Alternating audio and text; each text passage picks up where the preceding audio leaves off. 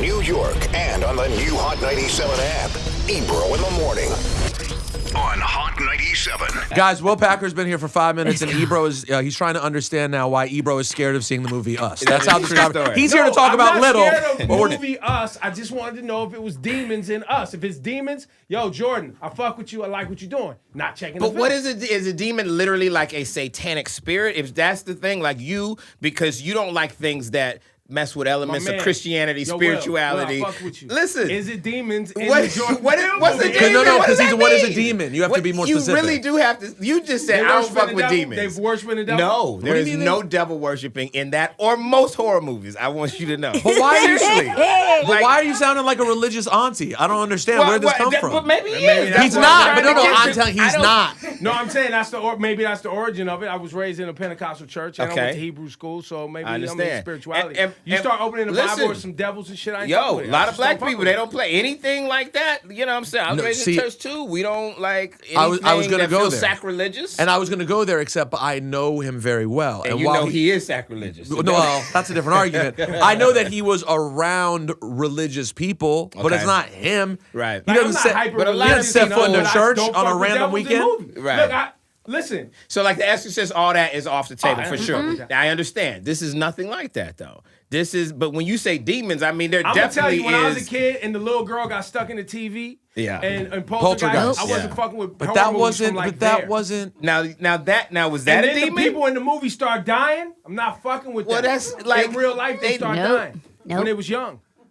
Fucking with the devil. All right. Well, I think that you should give Jordan Peele's movie Us a chance. Well, I heard it wasn't really scary. It's more of a thriller. I like thrillers. I would. He does a good job. It's definitely got some scary moments. Like I'm not gonna tell you like it's not like doesn't have like some gore moments scary, and that like kind Freddy of stuff. And Jason scary. It is. You know what? He harkens back to you remember the classic horror joint. Not Jack Nicholson. No. The Shining. The Shining. You know The Shining? Yeah. Nope. So it's like it keeps you on edge the whole cool. time. Very tense, you know what I mean? Has moments, That's right? like Get Has Out. some gore. Okay. Get Out to me was more like, it was a cultural statement that. But you did feel on edge the first time. You felt on edge, but to me, it was horror. But to me, it wasn't even. It was a documentary. It wasn't about that. He made a point. It was a great movie, and it had some horror elements in it. This, I think, is a horror movie. And I think if the only thing is I don't fuck with demons, like if that's your bar, I think we can go You're see fine. this one. You're All fine. right, so let's switch gears. Can we talk about Little? Yeah, we absolutely Yes. can. Oh, you mean his movie? Yes. His movie. It's Demons. also. This It's is no about demons. grown-ups who can't deal with reality and then they want to act like children. Well, there's a little demon child in it, maybe if you. But isn't that the overarching theme of what the it movie? is Regina Hall's character, right? She wakes up trapped in the body of her 13-year-old self. Okay. And that character is played by Marseille Martin. So I think that, if anything, there's subtext about the world makes you somebody that you're not, right? When we're younger, there's a purity of self that we all have. You know who you are, you know you want to be, you know what your dreams are. Then you get older and people say, well, that's crazy. That's not going to happen. Like, you can't do that. Like, this is how the real world works. And then we put up all these defense mechanisms in order to adapt with the real world. And that's exactly what happens in this movie. So Regina becomes like this really hardcore Devil Wears Prada style. I thought you was gonna say boss. Devil Wears Prada. No. I didn't want to lose you. Got the demons Stay again. with I'm me. not fucking with the devil Stay in your with movie. me. No, Devil Wears Prada. Don't Chill. derail. Yeah. She becomes this hard-driving, crazy boss, and she's mean to everybody around her, but it's really because she's insecure. Because when she was young and she let her true self out, she got bullied and beat up about it. So now she's like, I'm going to bully them before they can bully me. Right. So she Gotcha. becomes that person. Issa Rae plays her assistant, long-suffering assistant, who's just trying to get ahead and trying to show what she can do. Regina never gives her a chance. Then, bam, something happens. A curse is put on Regina. She wakes up. She's trapped in the body of that same 13-year-old girl she's been running from her whole life. Got it. That sounds pretty great. It sounds great. It that sounds actually is good. really good. It's hilarious. It's like, it's a fun, it's an escape, but it's got some, like I said, some nuance and some subtext to it. And the acting is incredible. Issa's so funny. So how did now you and Issa have a deal in place now, like, because you guys are doing multiple films? We are. It's not a deal, but we Okay. just got a great relationship. Got it. We're actually shooting together now. We got a new movie. It's called A Photograph with her and Lakeith Stanfield. They're killing it. That's a love story. Lakeith is out of actually. his marbles in real life, right? Yo, he's a good dude. He is so His talented. Instagram is the most random. But he's a different kind of cat. That's how you know he's talented. Yeah. Right. I mean, anybody that's just too straight and narrow and too coherent all the time, they're probably not that interesting. No, but he really seems like a truly unique kind of cat. When He's you an go artist. when you go on sneaker shopping and don't wear shoes, That's amazing. that was one of the best. That was one of the best things I've ever witnessed in media. He's a special guy, man. He's a talented cat. I'd love to learn about your path, right? Because at this point, how many movies have you done? 20? 21? Man, we're getting up close to 30, I think. We're at 20 plus right now. Yeah. And talk about the brand, right? Like 28, in fact. I think I did that the other day. I counted them up, yeah. Because this path it's not, we're hearing your name very frequently in the last 6-7 years. The Kevin Hart films and these other Girls Trip, obviously, which was an amazing Ride Along, documentary. Think Like a Man. Yeah, did those. Talk to me about how it got here. You know what? This was not like I woke up or had this dream of being a filmmaker. Honestly, I was in college. I wanted to be a businessman. I wanted to be an entrepreneur. I wanted to be a boss, right? I didn't know what kind of boss I wanted to be. I just knew I wanted to have my own company, have my own thing. And while I was in college, hooked up with a guy, and he wanted to be a director. He knew. He's like, I want to be the next Spike Lee. I want to be the next John Singleton. And I helped him to produce a little tiny movie when we were in college. I went to Florida A&M University down in Tallahassee, about as far from Hollywood as you can be. And we made a tiny little movie that was about college life as we knew it. Nobody in Hollywood cared. We made our little movie, didn't know we was doing lighting bad, sound bad, not a good movie. But we made it. We got it done. Sent it to Hollywood. Hollywood was like, you're joking, right? They sent it back so fast. The assistants was like, stop playing. Which is funny because right now a great movie about black college life you feel like could be such a perfect movie for the time we're living in. But we were just ahead of our time, brother, I guess. You're ahead of your time. And it's funny because my first big hit movie, actually, though, was Stomp the Yard. Right. And so it kind of took me back to those roots. But Hollywood didn't care. But on our campus, we were a big deal. They cared. They wanted to see themselves on camera, on the screen. Yeah. And so it taught me a lot about making movies for a particular audience. It taught me about niche marketing. It taught me about being true to the actual content that you're making and worry about everybody else. And then if you make it good enough, other people will come. And I still do that to this day. But that's really how I got started. In college, I was majoring in electrical engineering. I got a degree in electrical engineering, magna cum laude,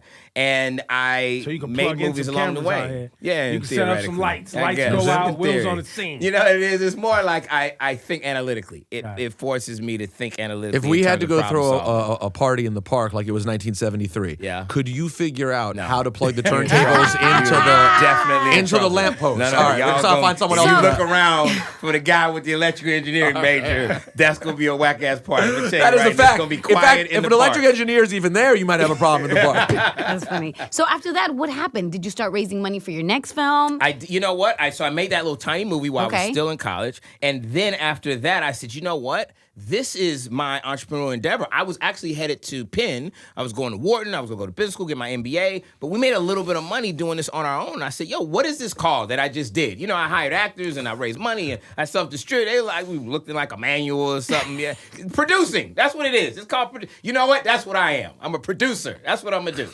And I graduated and then moved straight to Atlanta. I didn't want to go to New York or LA. I felt like there are a lot of filmmakers and producers. I'd be just another small fish in a big pond. I want to go somewhere where I could make a name for myself. And the music industry was popping back then. It's early 90s, so music was crazy in Atlanta right then. This is LaFace, right. Organized Noise, Jermaine Dupri, everybody's popping. Yeah. I was like, you know what? We'll do music videos until we can get the film thing going. So Atlanta's a great market. We moved to Atlanta. Who's we? By the way? You keep saying we. It was myself and my partner, a guy named Rob Hardy. He still directs to this day. He still directs episodic television shows. And he was a guy who had the dream of being the director, and helping him, I found my dream and my passion. That's what I say to people all the time. You never look at who's around you, right? Maybe you can't get to Ebro or Will Packer or whoever, but who's around you right now? You just put Ebro with Will Packer? Yeah. Well, Ebro. It was too. I'm moving. This Apple thing you got going is Tim Apple.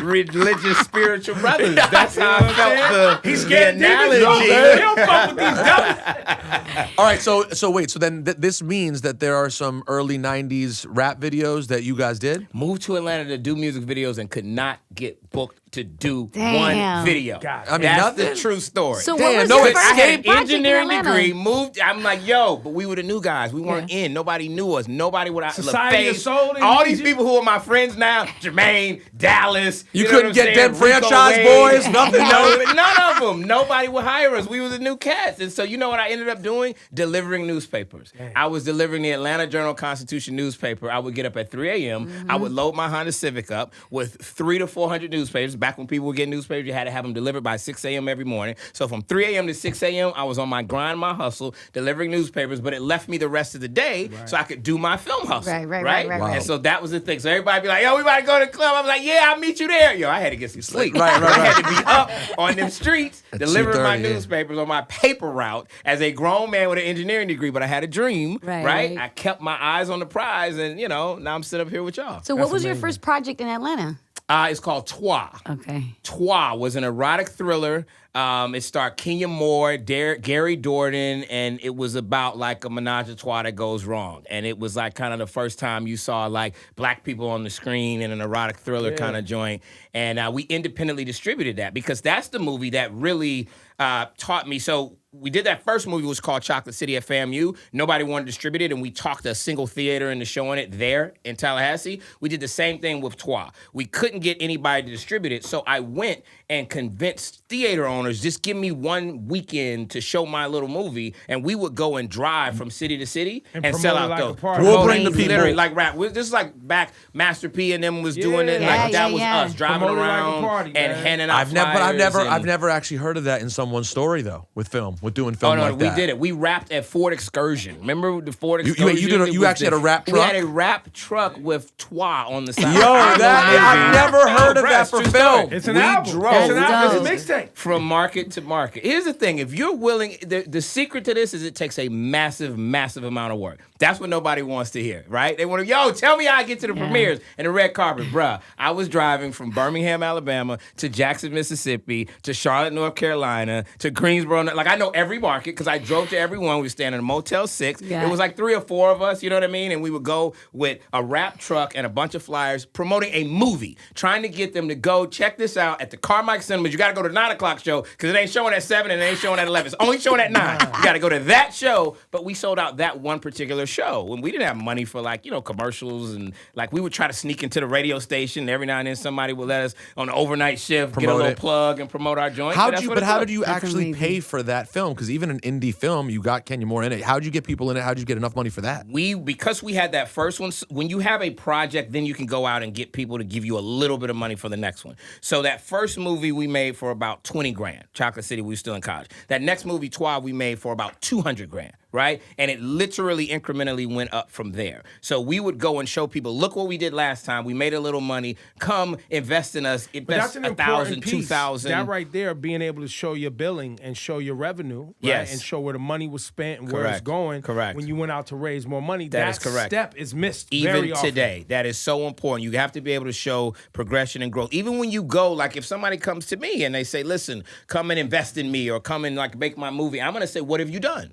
What have you done? Show me something that you've done. Show me a profit that you were able to turn. Show me an audience you were able to accumulate. Show me something you've done so that I know, you know what? With a little more resources, this brother, this sister can build on that. I would invest in someone like that, you know? So that's what I was trying to do. We were building our track record. We would take whatever we could get our hands on, make that profitable, and then try to get our hands on a little bit more. And that's what happened. And then ultimately we worked our way. I mean, like we did Toi 1, Toi 2, Pandora's Box. Like we did like a few of these erotic thriller type movies. I did a movie called The Gospel. It was Idris Elba's first movie coming off The Wire. Wow. Yep, it was a faith-based joint. And then we got a chance to do a movie. I couldn't get Hollywood to greenlight this movie that I wanted to make about black colleges and fraternities and sororities and stepping because they didn't know anything. They were like, we don't know what that is, right? But didn't Spike have some success when he did School Days? Some success. He did. success. No, he did. That was a successful movie, well? but it had nothing to do with anybody greenlighting my college They're not movie, gonna my look at it black like college that. movie. I didn't have. So what I did was I sold it as a dance movie. I sold it as You Got Served Too. Remember the joint with B2K back in the day? Of course, All right. yeah. So I went to the same studio that made that movie, and I said, yo, what if we did a sequel? Because I knew that movie was successful for them. So I changed my whole marketing plan, my whole pitch. And I said, let's do a sequel to your movie that's already successful, and we'll take one of the guys from that movie and we'll take him to this new town across the country, and there's this other dance crew, and they're doing a different type of dancing than he's doing, and they combine the dancing together, and then we'll have a big dance competition. They was like, now that movie we'll make. Well, really, all that was he was going to college, right? And the other dance crew were fraternities and sororities. And I was able to put everything I wanted to in that film. And ultimately, it became a film on its own. I didn't have to make it. And that's another really important lesson, because you took what your interest was and what the need was of the people who could make it happen. That is correct. I made it palatable to the people who were going to ultimately give me the resources to make it. Some of us would get frustrated because my brain immediately went to, oh, y'all don't want to make a black film about black kids in school, but you want to make a black film about black people dancing. Right? And that, I would, like somebody like me in the back of my mind, I would trigger. And I know a lot of people, that's a sensitive space. Like, you don't want to make a movie about the school, the education experience? No, they don't. Yeah, let me be real clear. No, nobody wants to, like, that does not sound like a commercial, profitable movie. But that's sad. But can I tell you this, though? If audiences, because that's where the real power is. That's right. If audiences were like, yo, we want to see that movie. We want to see that movie about the educational system, about like. Well, not the educational system, but just like even the coming of age college experience of young, higher learning. You could make it now. Yeah, but higher learning was about serious racial tensions, right? Sure. I mean, there was a hook to that film that wasn't just about like positive college experiences amongst black people. That's all right. I'm saying. Yes. And so I'm agreeing with you. You're 1,000% right. I had to adjust my pitch to make it palatable for the folks that were going to give me the money. And I'm pointing it out because that's a frustration when people are going in to do something culturally important. I live it. Yeah. You went in there knowing, but you went in knowing exactly what it is. And can I tell you what I did? At the end of the day, I made a movie about a black college. And so absolutely, the stepping is crazy in that movie. But ultimately, I've had kids come up to me and go, I want to go to a black college. I want to join one of those fraternities. Right. And that was my message. I wanted to show the importance of that backdrop. And so sometimes you got to figure out a way to do it but so that audiences. Pitch it that way. You had to pitch it as something I can pitch it that way to the studios or to the audiences. I'm just telling you, like, for that movie to do what it did and be as successful as it was, I needed to put that wrapper around it. You know, that's what people were like, yo, I'll go see that on a Friday night. That sounds fun. But if I say, yo, I want y'all to come and see like how dope fraternities are. You trying to kick knowledge? You know. Yeah, exactly. It's about empowerment, education. Play some music. Exactly. Another project that I'm looking forward to seeing is the docuseries on the Atlanta child murders. Yeah. So when we talked about it on the show, because when the promo came out, the announcement that you're creating this, I never knew anything about it. I had never heard about this. Yeah. Never. Which is crazy. I listened to the podcast. Up until the podcast, Atlanta up until Atlanta Monster, I'd never heard of it. And when I listened to that, to know that I lived through it, I was a kid, but to know that I was even around for it, I was blown away. So many people don't know. This is literally That's why it's so one of important. the greatest tragedies in our country's history. Like, seriously, 30 kids and young adults were kidnapped and murdered in Atlanta, Georgia, between 79 and 81. And it took so long for anybody to care because these kids were poor and they were black.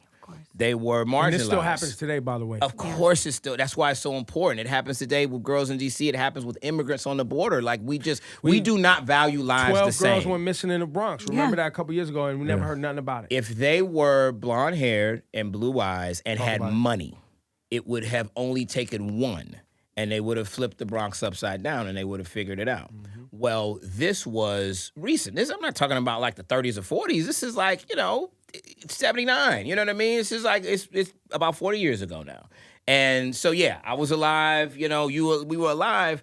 And I remember hearing about it because I grew up in the South. I grew up in Florida. And I remember, like, our parents would say, yo, this is why you do what we say. This is why you don't let the streetlights catch you outside. This is why you come straight home after school because, they're killing those kids in Atlanta. Like, it was like now all the parents, like, cautionary tales became real. There was like this real life boogeyman. And the reality is that somebody's in jail, but not for those murders. That's the other misperception about this is that somebody got caught and was tried and convicted by like the American criminal justice system. No, that did not happen.